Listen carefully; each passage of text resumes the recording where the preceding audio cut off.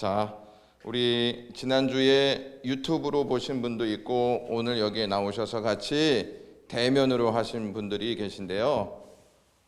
유튜브로 한 번 더 보시면 쉬울 수도 있는데 그게 좀처럼 쉽지는 않죠. 보니까 1시간 정도 되기 때문에 그 분량이 많다 이런 생각도 하게 됩니다. 그래서 될 수 있으면 여기 나오셔서 같이 들으시고 조금 어려운 부분이 있으면 유튜브를 통해서 또 한번 복습하시면 더 좋지 않을까 그렇게 생각해 봅니다.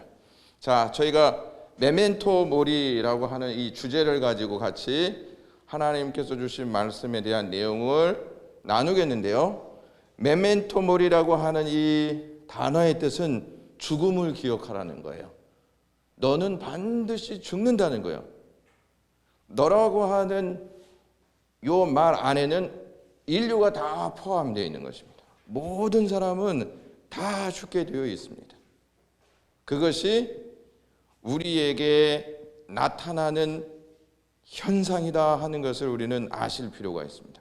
그러므로 죽음을 생각하면서 살아가는 것은요, 속된 말로 재수 없는 게 아니고 하나님이 주신 말씀 안에서 나를 생각하고 되돌아볼 수 있는 계기가 되어질 수 있다 하는 것입니다. 자, 이게 로마에 있는 사람들에게 진행되어진 것인데요. 로마의 개선 장군의 행렬이 있었습니다. 개선 장군의 행렬이 있었는데 이 군중들은 다 이 장군을 칭송하죠. 당신 때문에 우리나라가 승리를 했습니다. 당신 때문에 우리나라가 확장되었습니다. 당신 때문에 제국의 명예가 나타났습니다. 이렇게 이 장군을 높이는 것이죠. 왕을 높이는 것이죠. 그런데 이 장군 뒤에는 노예들이 따라왔다고 했습니다. 노예들이 메멘토 모리, 메멘토 모리 이렇게 외쳤습니다. 메멘토 모리, 메멘토 모리, 당신은 전쟁에서 이겼지만 반드시 죽습니다. 이런 거예요. 섬찟하지 않습니까? 승리를 했더라도 겸손하게 죽음을 준비할 수 있는 존재가 되어야 된다 하는 것을 우리가 생각해 볼 수가 있습니다. 겸손하라는 말이에요. 왜? 죽을 수밖에 없는 존재이기 때문에 겸손해야죠. 성공을 했다 할지라도 우리는 죽을 수밖에 없는 존재. 또 기쁨이 있어도 이 기쁨이 영원하지 않고 기쁨이 사라질 수밖에 없는 그런 존재. 출세를 했다 하더라도 죽을 수밖에 없는 존재이죠. 새 정부가 들어섰지 않습니까? 대통령은 5년 기간 이 안에 직무를 수행하는 최고의 자리입니다. 5년이 지나면 똑같은 지위를 가질 수가 없어요. 다 죽을 수밖에 없는 존재이기 때문에 겸손하게 행동하라는 것입니다. 이것이 로마 시대 때에 이루어졌던 하나의 관습이었다 하는 것 우리가 배울 수 있는 시간이 되어서 참 좋겠다는 것입니다. 자, 이 메멘토 모리의 죽음을 기억하라. 너는 반드시 죽는다는 것을 기억하라. 이것이요, 연세 드신 분들만 생각할 게 아니고 젊은 사람들도 다 생각해야 한다는 것입니다. 여러분, 젊다고 안 죽는 게 아니잖아요. 젊은 사람도 다 죽음을 향하여 가고 있기 때문에 이것이 매우 중요하다 하는 것입니다.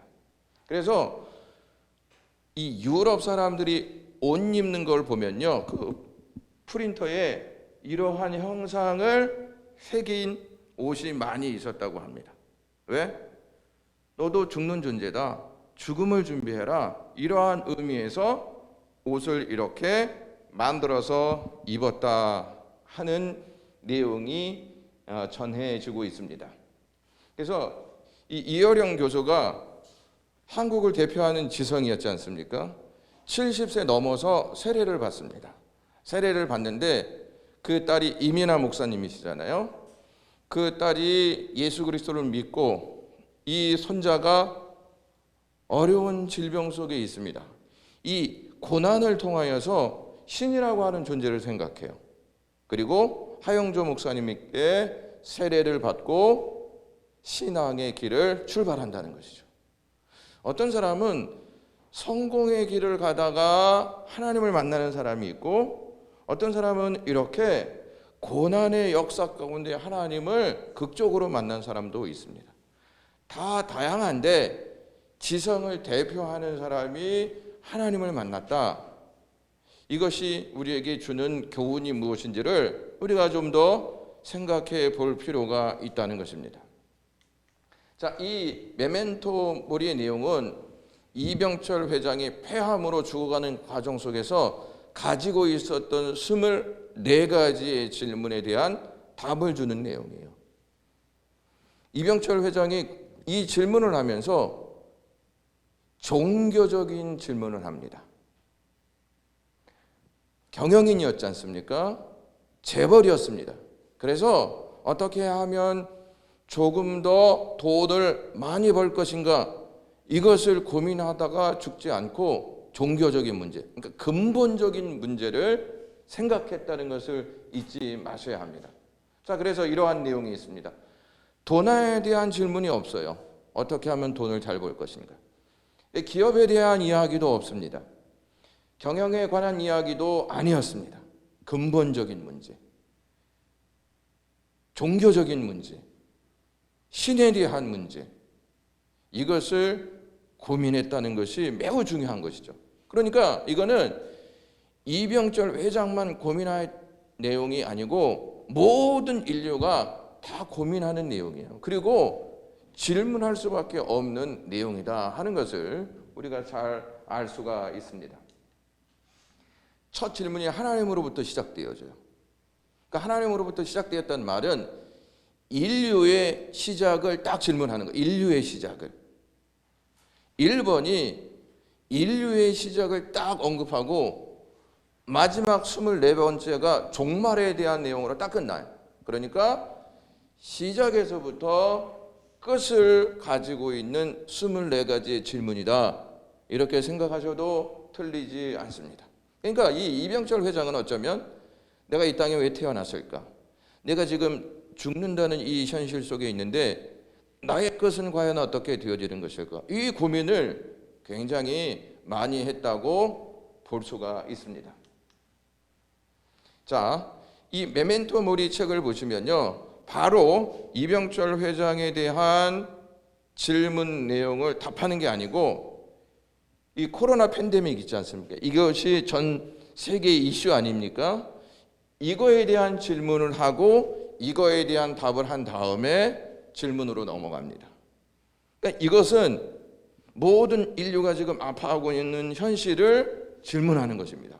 왜 이러한 코로나 팬데믹이 왔는가? 이걸 통해서 우리가 교훈 삼을 수 있는 것이 무엇인가? 무엇을 더 깊이 생각해 보아야 하는가? 하는 질문의 내용입니다. 그래서 이러한 질문을 합니다. 온 지구와 전 인류가 코로나 팬데믹으로 대재앙을 겪고 있다. 종교가 현실적으로 그 규제의 역할을 할 수 있다고 믿는가? 여기에 보면 종교가 이렇게 말하고 있지 않습니까? 왜 이러한 질문을 하고 있냐면 이병철 회장이 무슨 내용을 가지고 24가지 질문을 했다고 했습니까? 종교에 대한 질문이에요. 종교에 대한 질문. 그러니까 인간은요, 극한 상황에 딱 가지 않습니까? 그러면 근본적인 질문을 반드시 한다는 것입니다. 지금 코로나 팬데믹이잖아요. 극한 상황에 우리가 있지 않습니까? 이때 종교가 현실적으로 그 구제 역할을 할 수 있다고 믿는가? 이런 질문을 이어령 교수에게 하는 것입니다. 이 질문에 이어령 교수가 이렇게 답을 합니다. 이 불행 속에서도 우리는 오늘날 모든 현대인이 그동안 잊고 있었던 여러 가지 종교적 가치와 구제를 찾게 되었다고 본다. 여기서 중요한 게 종교적 가치예요. 여러분, 이 산업혁명을 통하여서 우리나라의 산업 기술이 굉장히 발달되어지고 현대 문명을 통하여서 과학의 역사를 통하여 잘 사는 나라가 되었죠. 잘 사는 나라, 편안한 나라가 되어질수록 무엇에 대한 가치를 잊어버리냐면 이 종교에 대한 가치를 잊어버립니다. 자, 어떻게 하면 더 잘 살까? 이 잘 살까에 대한 문제를 더 생각하는 것이죠. 잘 살면 잘 살수록 이 종교의 가치는 점점 약해져요. 그 대표적인 예가 유럽이에요.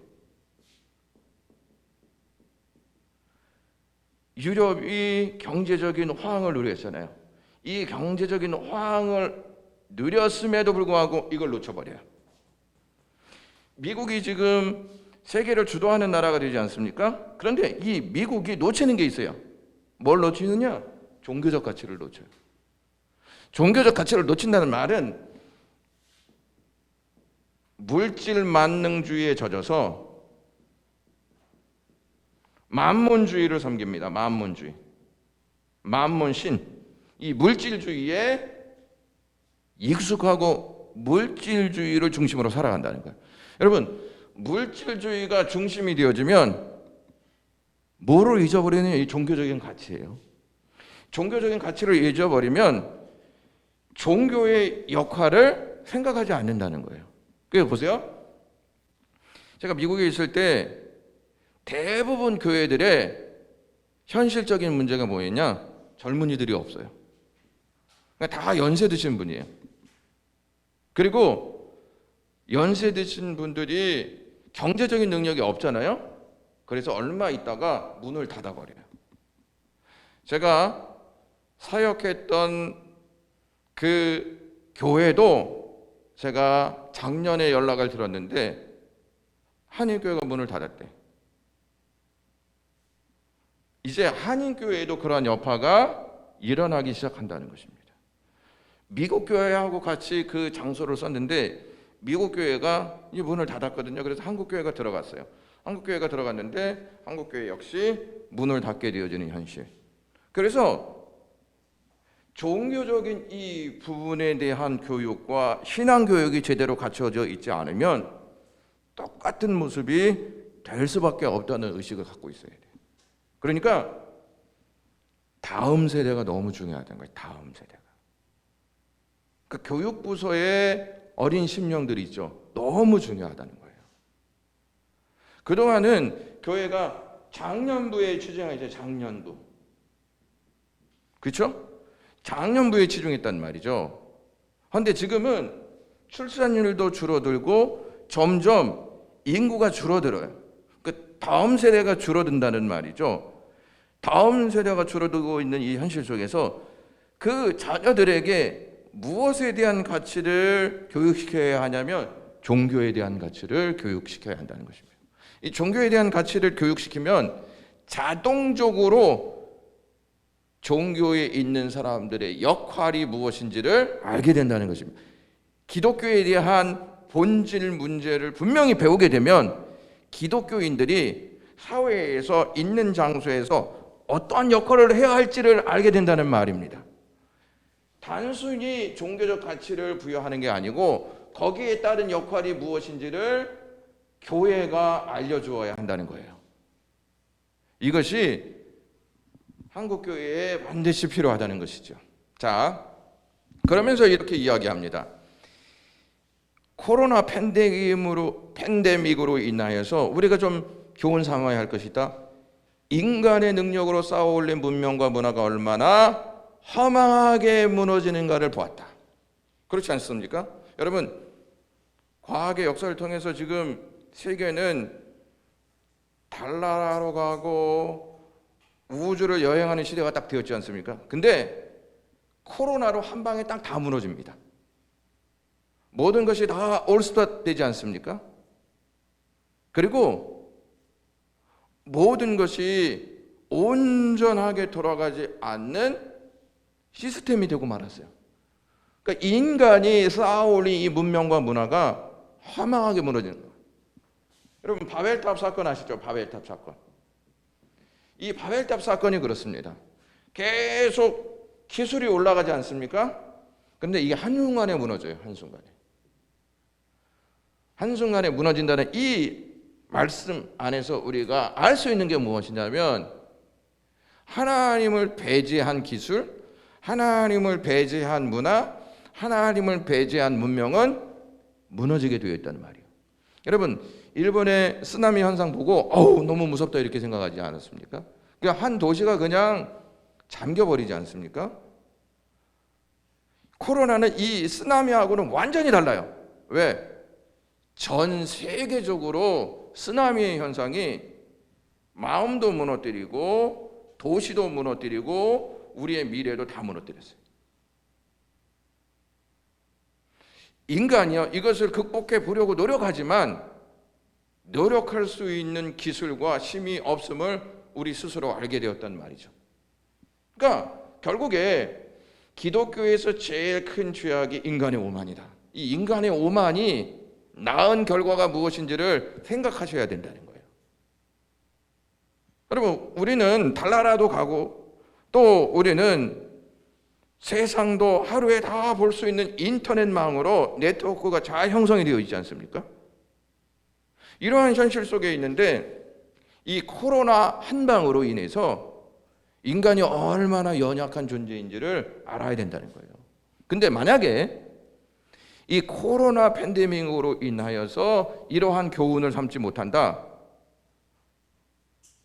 교만을 내려놓지 못하고 겸손하지 못한다, 또 다른 재앙을 낳을 수 있다는 사실을 아셔야 돼요. 여러분, 하나님께서 너희들이 나를 하나님으로 믿지 않고 등을 돌리고 살아간다면 내가 세 가지를 너희에게 반드시 줄 것이다 이렇게 얘기해요. 세 가지. 뭘 것 같아요? 뭐? 1번 우크라이나에서 일어나는 전쟁을 줄 것이다. 하나님께서 그렇게 얘기해요. 전쟁.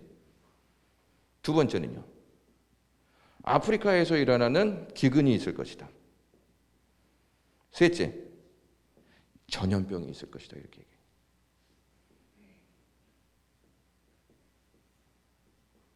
이게 한 군데만 나오지 않습니다. 이사야서를 보시거나 에레미야를 보시거나 에스겔서를 보시면 요 세 개의 단어가 같이 가요. 같이 가. 어떤 분들은 하나님이 치셔서 이 전염병이 온 것 아니야, 이렇게 이야기하시는 분들도 없지 않아 있습니다. 그런데 성경은 이 세 가지를 언급함으로 해서 너희들의 교만을 분명히 인지해라 이것을 알려주세요.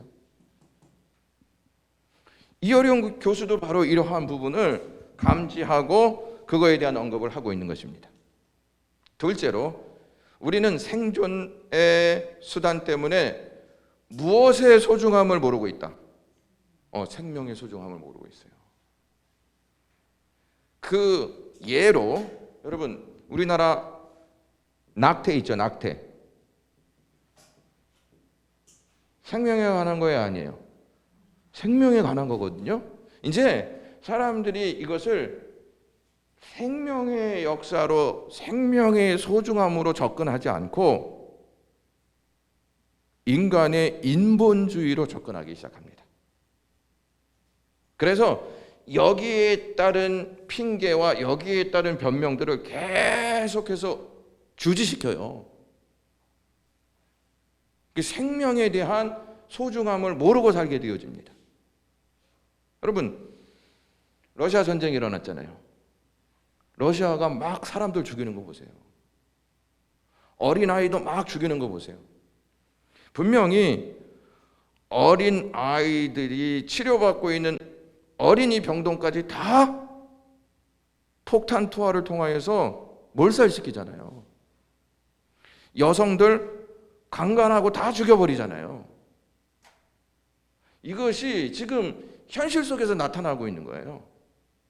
현실 속에서 나타나고 있으면서 우리는 세계 각국의 차이를 GDP의 숫자로 보여주었지만 그것이 이제는 코로나의 발생 수와 사망자 수로 바뀌었다. 이게 뭐냐? 그동안은 GDP가 높으면 높을수록 경제 강국이 되는 것이잖아요. 근데 이것이 지금 코로나 발생이 얼마나 된 거야? 사망자가 몇 명이야? 여기에 집중하게 만들잖아요. 그리고 이것이 유럽을 싹쓸이합니다. 그리고 미국을 싹쓸이합니다. 그리고 우리나라 보세요. 우리나라도 엄청난 코로나의 여파를 통해서 무너져가고 있는 현실을 우리가 딱 보게 되는 것이죠. 여러분, 이제는 몇 명 죽었대 이러한 것이 막 감각적으로 안 와요. 이제는 더 많이 죽어요. 그렇게 많이 죽었대. 이러한 상태로 우리가 인지하게 되지, 조금 죽으면은 에이 얼마 안 죽었네 이러한 표현들을 굉장히 많이 해요. 이게 얼마나 잘못된 것인지를 우리가 이 기회를 통해서 조금 생각해 볼 수 있어야 하지 않나, 이것을 알게 됩니다. 자, 보세요.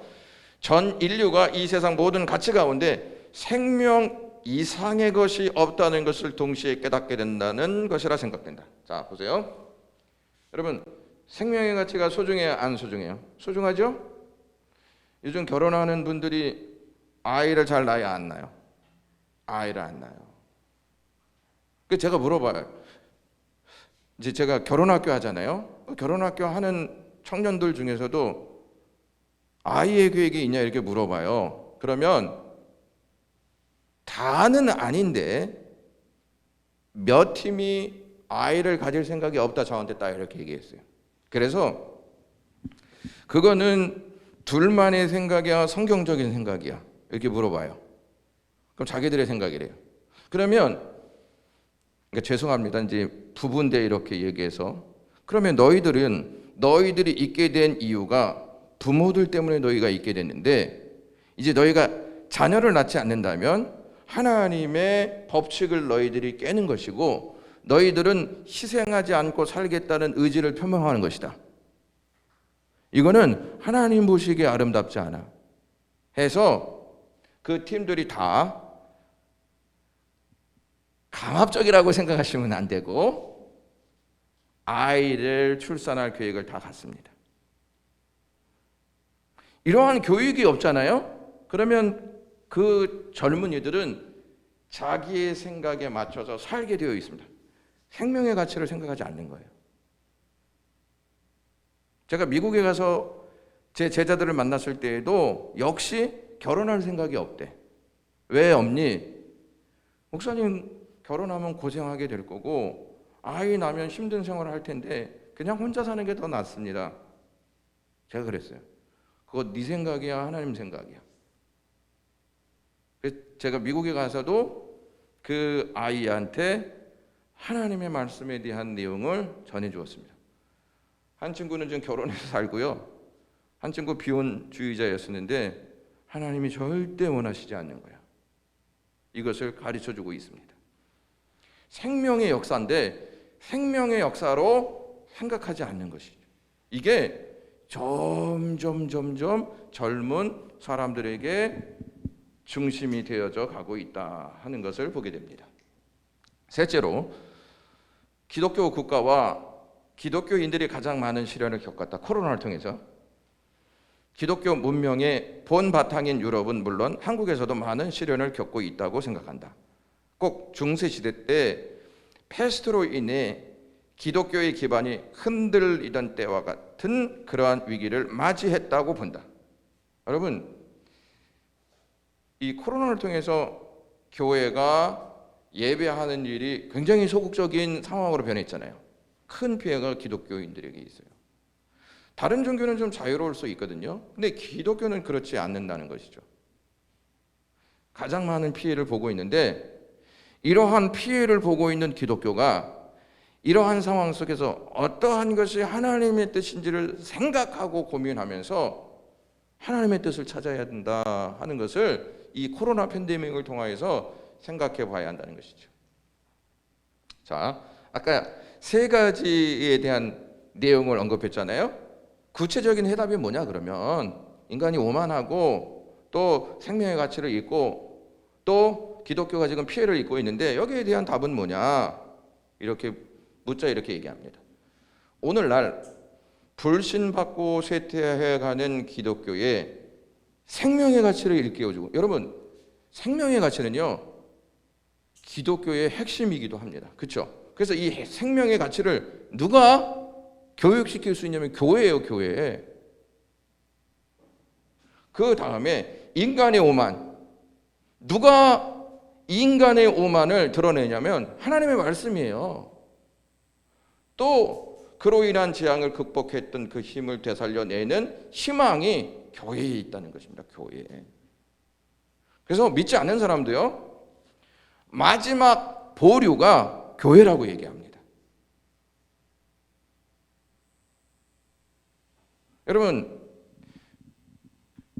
여러분들이 어떻게 생각하실지 모르지만 지난 주일날 3시 30분에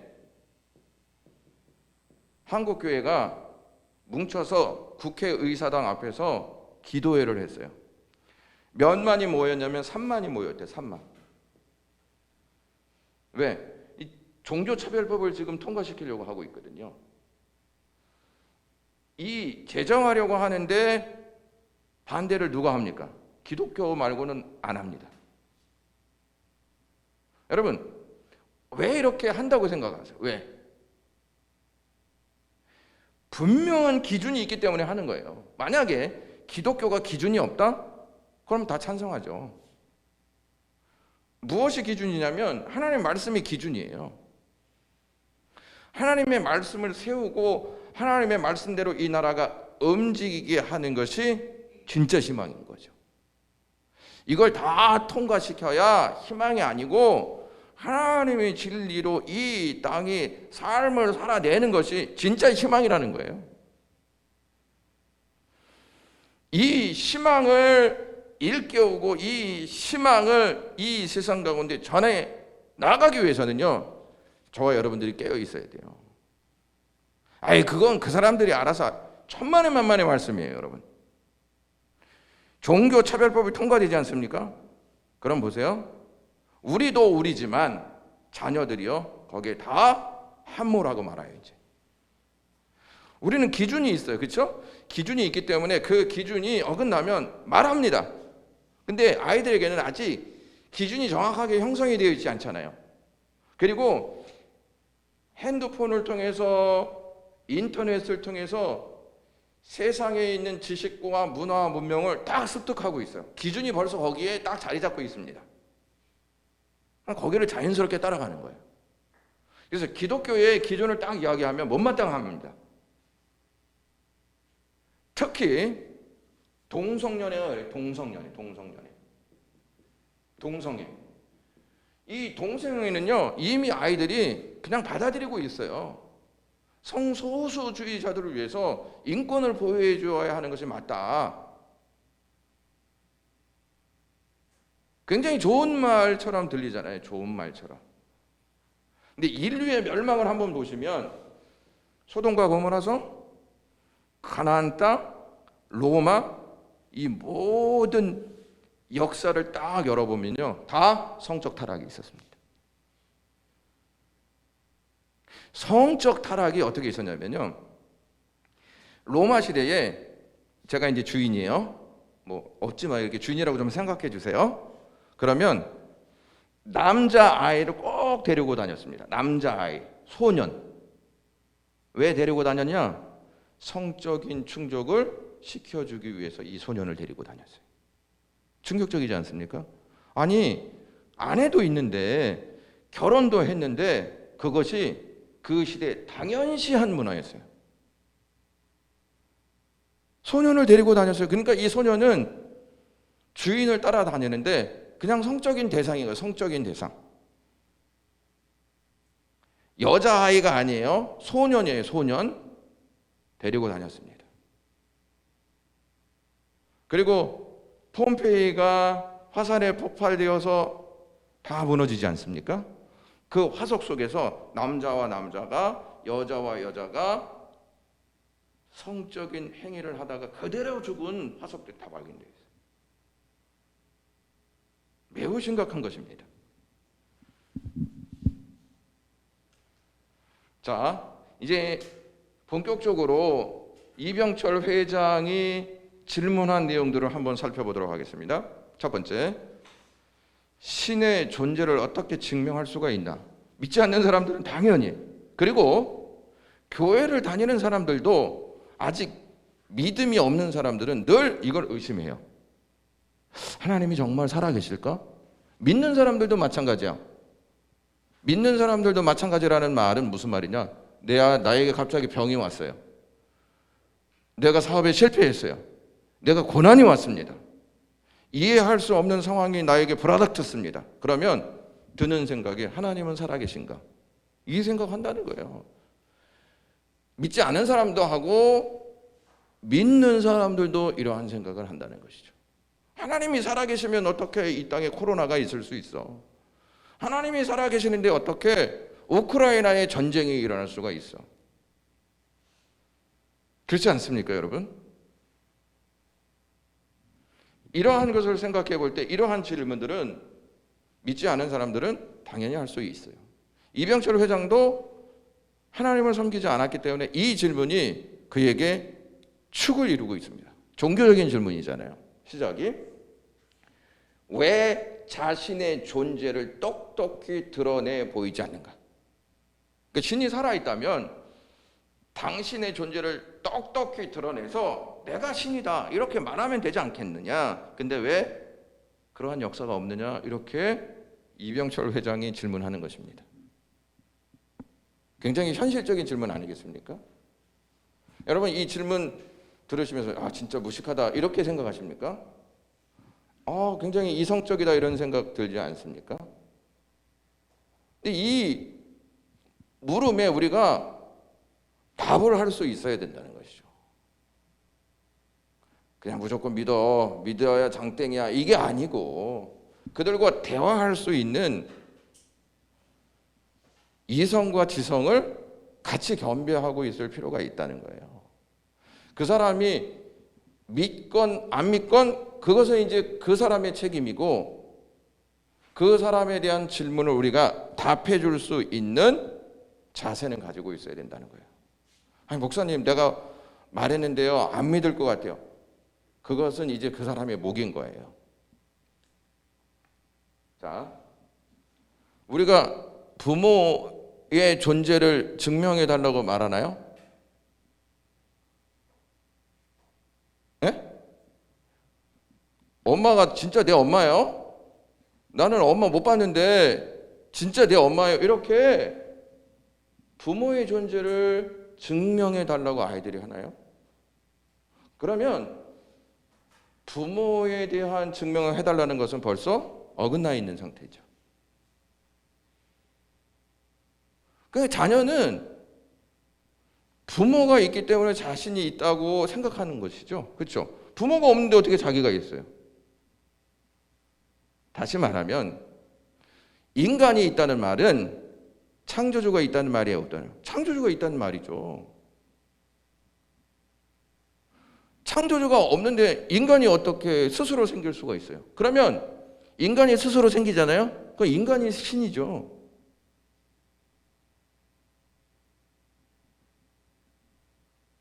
나를 사랑하는지 사랑하지 않는지 증명해달라. 이거 마음속에 무엇이 요동하고 있냐면 의심이 요동하고 있는 거예요. 부자지간 사이에 증명이라는 말이 나오면 이건 이미 끝난 이야기다. 이렇게 얘기해요. 어느 날 아들이 어머니 아버지 정말 저를 낳으셨는지 저를 사랑하시는지 증명해 보여주십시오 하고 엄마 아빠 DNA 검사 좀 하십시오. 이렇게 한다면 이것이 관계를 파탄시키는 어떠한 흐름이 될 수밖에 없는 것이죠. 여러분 보시면 인간이 인종이 다를 뿐이지 눈, 코, 입 모든 신체가 다 똑같아요. 동물도 눈, 코, 입 다 가지고 있습니다. 이게 뭘 말해주고 있냐면 창조주께서 질서대로 창조하셨다는 의미를 우리에게 딱 던져주는 거예요. 그리고 우주에 있는 태양계들 있죠. 어떻게 그 태양계들이 질서대로 움직여서 질서대로 여름, 가을, 겨울, 봄 이것을 만들어내죠. 지금까지. 창조주가 없다면 계속 폭발해서 또 다른 행성을 만들어내고 또 다른 행성을 만들어내고 또 다른 인간을 만들어낼 수 있는 게 아니겠습니까? 그런데 그러한 일들이 지금 벌어져요, 안 벌어져요? 안 벌어지잖아요.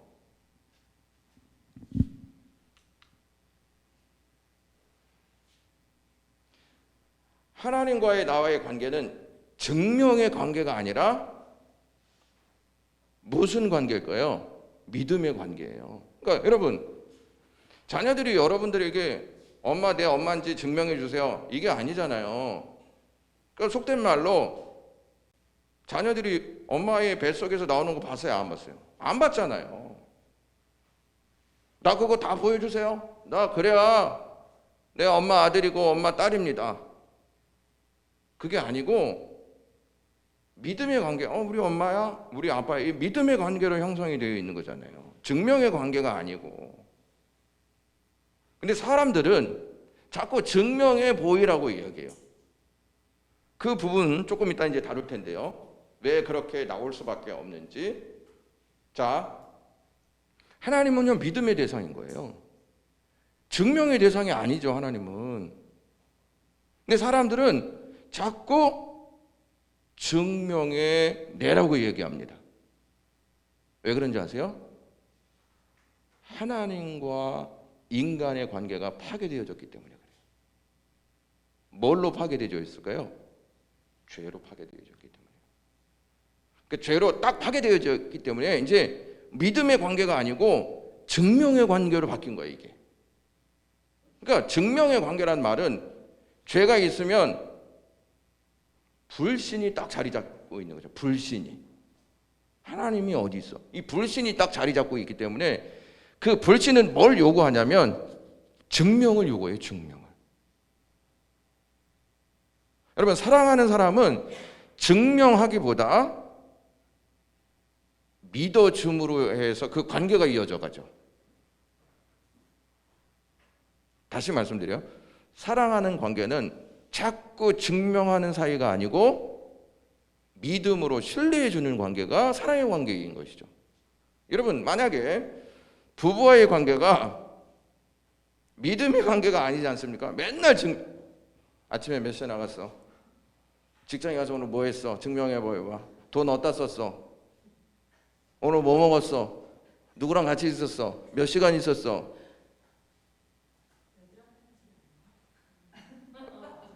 아니, 그러니까 증명의 관계가 이제 이런 형식으로 나온다는 것이죠. 증명의 관계가. 증명의 관계가 아니고 믿음의 관계라고 하는 것이죠. 자, 가족의 사랑이고 남녀의 사랑이고 종교에서 말하는 믿음과 사랑으로 이루어진 신앙의 세계는 믿음으로 형성되어 있는 관계라는 것이죠.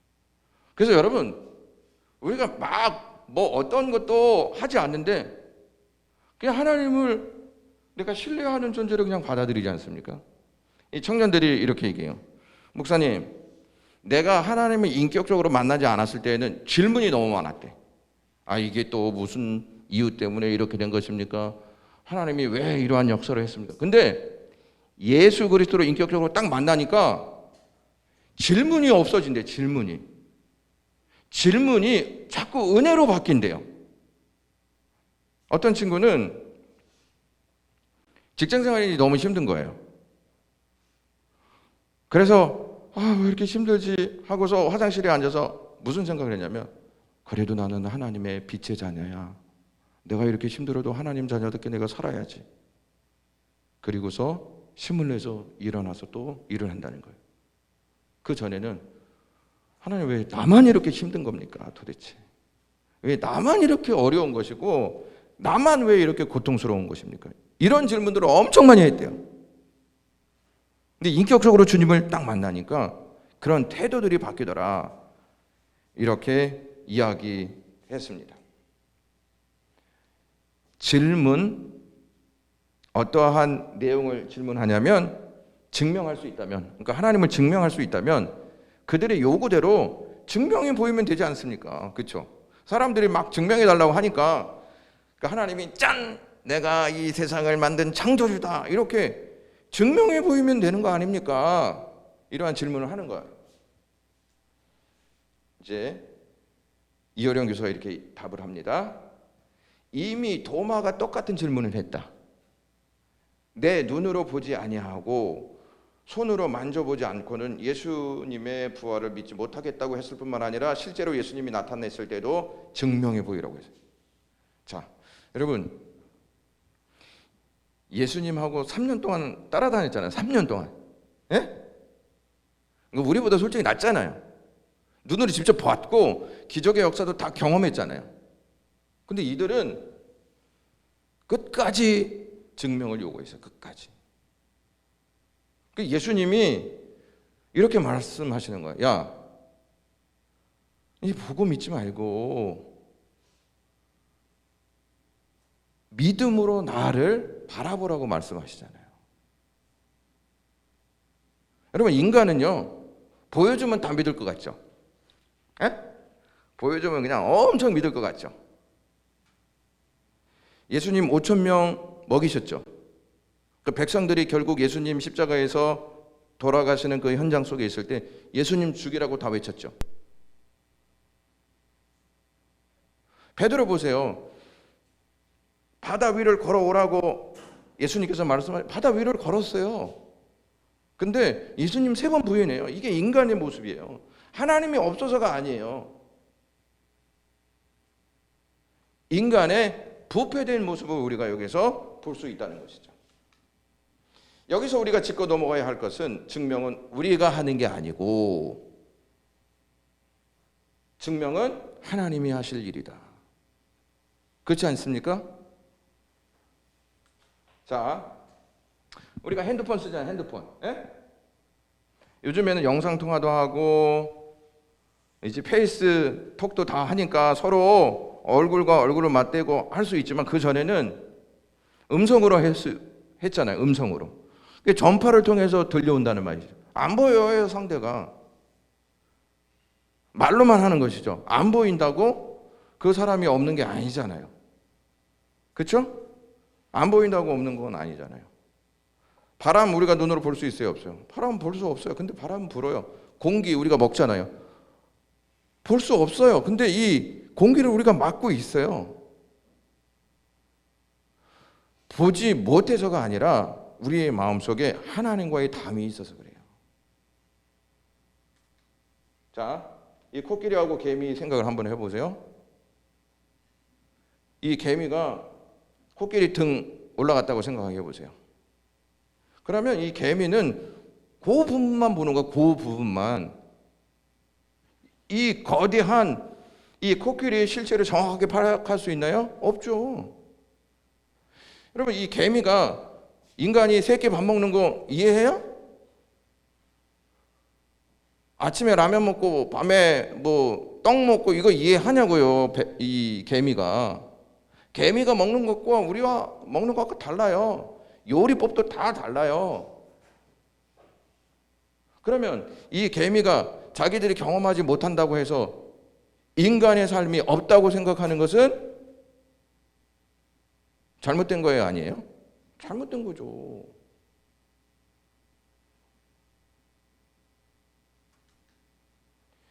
개미의 인식 능력에 한계가 있기 때문에 다 보지 못하는 것이잖아요. 그렇죠? 인식 능력이 부족하기 때문에. 자, 우리가 밥 한 공기를 먹는다고 한번 생각해 보세요. 그러면 딱 그것만 먹고 더 못 먹어요. 2그릇, 3그릇, 4그릇 있어도 못 먹잖아요. 우리의 분량으로만 이해하고 우리 분량으로만 채우는 거잖아요. 마찬가지예요. 하나님은 세상을 만드시고 세상보다 더 크신데 그 하나님을 인간이 어떻게 다 인지하고 하나님을 어떻게 다 알 수 있느냐는 거예요.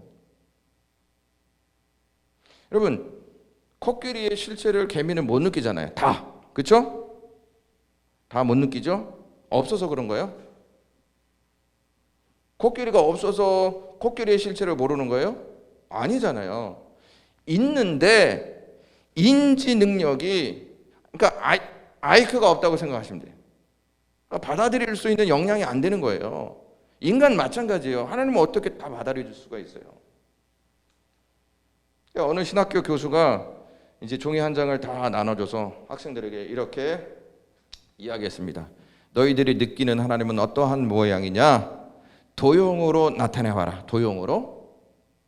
그래서 이제 시간이 돼서 거뒀습니다. 어떤 학생은 원형으로 그렸고, 어떤 학생은 사각형으로, 어떤 학생은 둥근 타원형으로, 어떤 학생은 별 모양으로 이렇게 그렸습니다. 그리고 어떤 학생은 그냥 백지로 냈어요.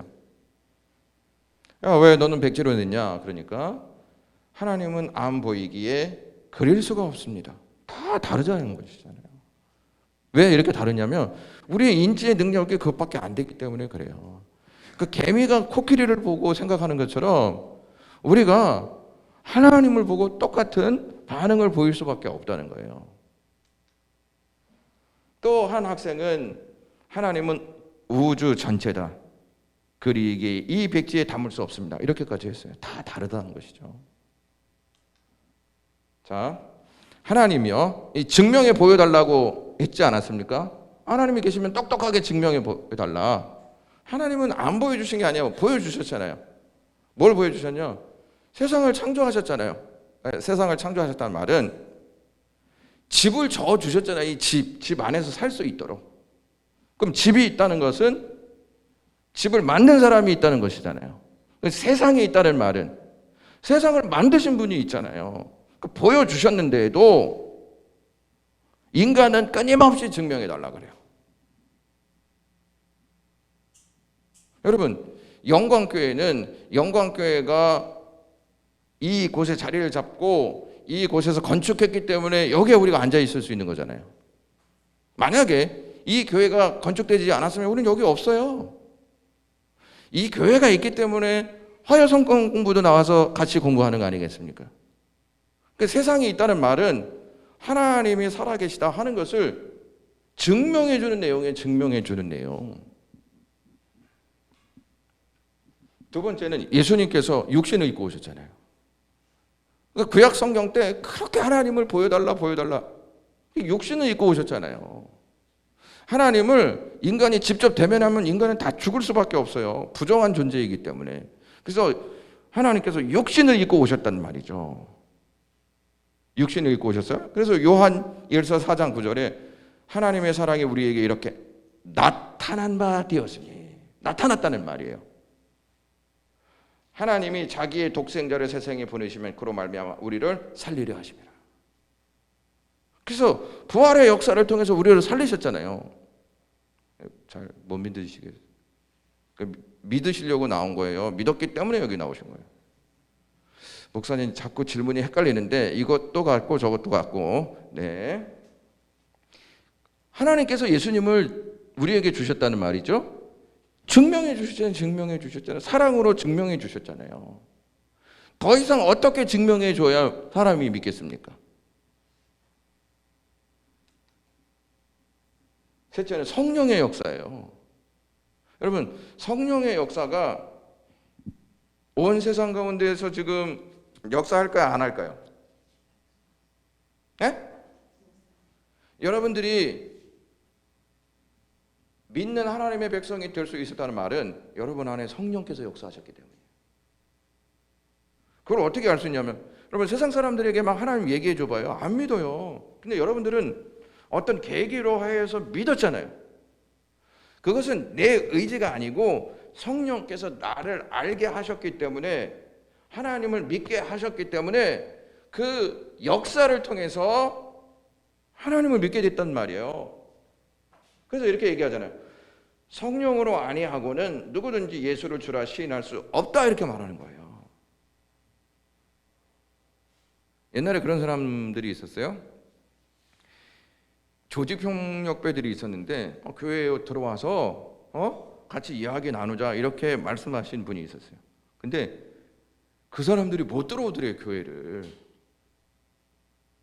못 들어오더래요. 왜 못 들어오냐 하니까 너무 무섭다는 거예요. 여러분, 교회를 우리가 들어와서 이렇게 생활하는 것도 역시 하나님께서 보내신 성령이 아니고서는 우리가 이렇게 하나님 앞에 나와서 예배할 수도 없고요, 하나님을 섬길 수도 없어요. 그 무한하신 하나님을 어떻게 믿어요? 우리의 인지 능력이 부족한데. 인지 능력이 부족한 우리 인간을 하나님께서 아시고 성령을 통해서 믿게 하시는 거예요. 성령을 통해서. 그래서 세 가지, 창조를 통해서 하나님이 증명해 주셨고, 예수님을 통해서 증명해 주셨고, 성령님을 통해서 증명해 주시고 있어요. 중국이라든지 예수 그리스도를 믿음으로 받아들이지 못하는 그 나라에는요, 성령께서 강력히 역사하십니다. 우리나라는 1907년을 중심으로 해서 성령운동의 역사가 이루어졌고, 이것이 이제 중국으로 넘어가고, 지금은 이제 아프리카에서 그 역사가 일어나거든요. 또 저 아메리카에서도 그 역사가 일어나요. 성령은 하나님의 역사를 우리에게 똑똑히 보여주는 내용들이에요. 그러니까 하나님께서 지금도 역사하신다, 이것을 우리가 알 수 있는 대목이 여기에서 나온다는 것이죠. 이것만 하고 마치도록 하겠습니다. 하나님은 왜 자신의 존재를 똑똑히 드러내지 않을까? 자, 보세요. 종교가 영어로 릴리전이에요. 릴리전.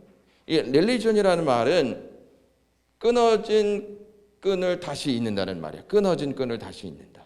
또 정독하여 자세히 읽는다. 이게 릴리전이에요. 자, 끊어진 끈을 다시 잇는다. 끊어졌다는 말이죠. 그러니까 종교는 신과 인간을 잇게 하는 다리라는 말이야. 잇게 하는 다리. 만날 수 있게 하는 다리라는 말이에요. 인간과 하나님의 관계는 원죄로 인해 끊어진 관계다. 그렇죠? 끊어졌어. 파괴됐다는 말이에요. 그러니까 만약에 저와 여러분들이 관계가 안 좋아, 그러면 제가 뭘 한들 여러분들은 기쁨으로 보시겠습니까? 미움으로 보시겠습니까? 미움으로 봐요. 에이, 저거 다 수작이 있는 거야, 다. 에이, 저거 분명히 거짓이야. 하나님과의 관계가 끊어져 있기 때문에 하나님이 창조의 역사로 우리에게 보여주셔도 원죄로 인하여서 끊어진 이 인간들은요, 그것을 믿음으로 받지 못한다는 말이에요. 예수님 이 땅에 오셔서 구원의 역사 이루셨잖아요. 그래도 못 믿어요. 원죄의 역사가, 죄의 역사가 하나님과의 관계를 파괴했기 때문에. 성령께서 오늘날 역사하셔도 불신으로 가득한 사람들은요, 성령의 역사를 받아들이지 않아요. 자, 일본 역사를 보시면 자기들이 잘못한 거 있어요, 없어요? 있죠. 근데 잘못했다고 얘기해요, 안 해요? 안 해요. 똑같아요, 인간하고. 지금 우리가 사는 이 신라권, 이 신라권이 뭘까요? 신라권이라는 뜻. 낙원을 상실했다는 말이에요. 쫓겨났으니까. 왜 쫓겨나요? 죄를 졌기 때문에 쫓겨난 거예요. 이제 하나님과 더 이상 관계할 수 없기 때문에 쫓겨난 것이죠. 추방당한 인간은 그 끊어진 관계에서 다시 회복되어야지만 하나님을 똑똑히 볼 수 있다는 거예요. 끊어진 관계가 다시 회복되어야지만이. 그러니까 예수 그리스도의 그 은혜로 이 종교 안에 들어와서 신뢰하는 믿음을 가질 때 똑똑히 볼 수 있다는 말이에요. 어려우신가요? 이해하셨죠? 또 이해 안 되셨다고 하면 또 늦게 갈까 봐 또 괜히 이해하셨다 그러는 건 아니시죠? 이제 이해가 가시죠? 그러니까 사람들이 이거랑 똑같아요. 선글라스를 끼잖아요. 그럼 밖이 환한데 선글라스 끼면은 시커매요, 안 시커매요? 시커매요. 그러면서 우리는 이렇게 얘기하죠. 아, 왜 이렇게 캄캄해? 세상이 캄캄한 거예요? 눈이 캄캄한 거예요. 눈이 캄캄한 거예요. 그러니까 하나님과의 관계가 파괴되어졌기 때문에 우리의 눈은 어두워져 있는 거예요. 어두워져 있는 거. 그러니까 불신의 안경으로 자꾸 끼고 있기 때문에 아무리 제가 논리적으로 얘기해도 그들은 받아들일까요? 아니에요. 누가 역사하셔야만 받아들일까요? 성령께서 역사하셔야 돼요.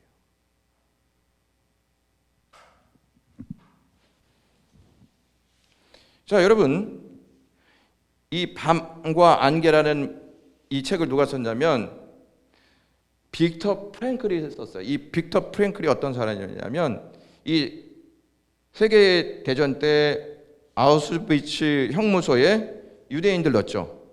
이 사람은요, 그곳에서 하나님을 발견한 사람이에요. 그 고난 속에서 하나님이 우리와 함께 하시다, 이걸 발견했다고요. 좀 다르지 않습니까? 지금 뭐 이렇게 좋은 세대에 하나님이 어디냐 이렇게 하는데, 이 사람은 그 고통의 나날들을 보면서 하나님은 우리 밖에 계신 분이 아니고 지금 고난 속에 우리와 함께 계시다 해서 이 책을 썼어요. 이 빅터 프랭클이라는 사람이. 이 사람이 유대인이에요, 유대인. 어떤 사람은 아우슈비츠 수용소에서 하나님을 만나고, 어떤 사람은 평안하고 쉴 수 있는 삶을 살아가는 그 모습 속에서도 하나님을 불신하고, 하나님이 자신의 존재를 똑똑히 드러내지 않는 게 아니다. 극한 상황 속에서도 늘리전 종교, 끊어진 관계가 다시 이어지지 않으면 보이지 않을 뿐이다. 그렇죠. 보이지 않을 뿐이죠. 이 사람이 어거스틴이라는 사람이에요. 내가 신을 파악하지 못한다는 것이 뭐 그리 놀라운 일인가? 에? 내가 신을 파악하지 못한다고 해서 그게 세상에 깜짝 놀랄 일이 아니라는 거야. 만일 내가 그분을 파악한다면 그분은 신이 아니다. 왜? 하나님은 너무 위대하고 너무 깊다는 말이에요. 근데 인간이 어떻게 그거를 다 알 수 있냐는 거예요. 이제 이 사람도요, 방황하였던 사람이었어요. 근데 인격적으로 주님을 만나서 이 사람이 놀라운 신학자로 거듭이 나요. 10번 보면요, 신의 존재는 증명의 문제가 아니다. 무슨 문제다? 믿음의 문제다. 오늘 저희들의 분량은 또 여기까지 해야지, 저희의 분량이 또 넘어가면 또 심각해질 수 있기 때문에 여기까지 하고, 혹시 질문이 있으시면 질문 받겠습니다. 질문이 있으시면. 너무 빨리 와가지고 지금 조금 정리가 잘 안 되십니까? 이제 다음 주에 이제 팡세 얘기도 좀 할 텐데요. 팡세도 똑같은 얘기를 해요. 신이 모든 인간이 안정될 수 있도록, 인정할 수 있도록 인간 앞에 나타난다는 생각은 옳지 않다. 그렇다고 진심으로 그를 찾는 사람들까지 알아볼 수 없을 정도로 숨어 있다는 생각도 옳지 않다. 그는 그를 찾는 이들에게 자신을 온전히 드러내고 명확히 나타나길 원하시는 반면, 진심으로 피하는 사람에게는 자신을 감추시기를 원하기 때문이다. 이렇게 얘기해요. 질문 없으세요?